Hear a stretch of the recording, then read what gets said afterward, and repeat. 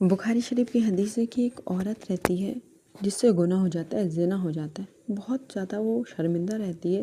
وہ رسول اللہ صلی اللہ تعالیٰ وسلم کی بارگاہ میں آتی ہے اور عرض کرتی ہے، یا رسول اللہ، مجھ سے بہت بڑا گناہ ہو گیا ہے، مجھے معاف کر دیجئے، مجھے کس طرح میں پاک ہو سکتی، مجھے پاک کر دیجئے۔ تو رسول اللہ صلی اللہ تعالیٰ وسلم نے اس سے بولا کہ تم نے جو گناہ کیا ہے اس کا تمہارے پاس کوئی ثبوت ہے کیا، جو تم نے یہ گناہ کیا؟ تو اس نے کہا کہ ہاں، میرے پیٹ پہ جو بچہ ہے وہ ناجائز ہے۔ تو ہمارے نبی نے کہا کہ جاؤ، جب اس کی پیدائش ہو جائے گی تو تب تم آنا۔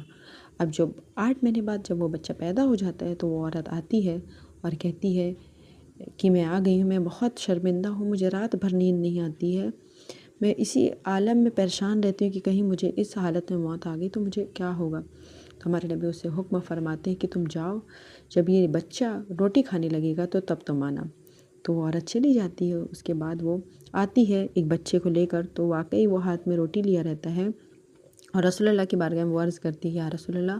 میں اتنی گناہ گار ہوں، مجھے ڈر لگتا ہے کہ اگر میں مر جاؤں، اللہ مجھے اس حال میں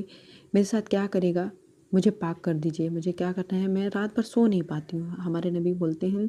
اس بچے کو اس کے ہاتھ سے لے لیتے ہیں اور ایک صحابی کو دے دیتے ہیں، بولتے ہیں اس بچے کو اپنے بچے کی طرح پالنا، اور اس عورت کو کہتے ہیں سنگسار، جو اسلام میں حکم رہتا ہے کہ پتھر مار مار کے اسے، سارے لوگ پتھر مارتے ہیں اور وہ عورت کو سارے لوگ پتھر مارتے ہیں، مارتے مارتے وہ عورت وہیں گر جاتی ہے اور اس کی موت ہو جاتی ہے۔ اس کے بعد ہمارے نبی حکم فرماتے ہیں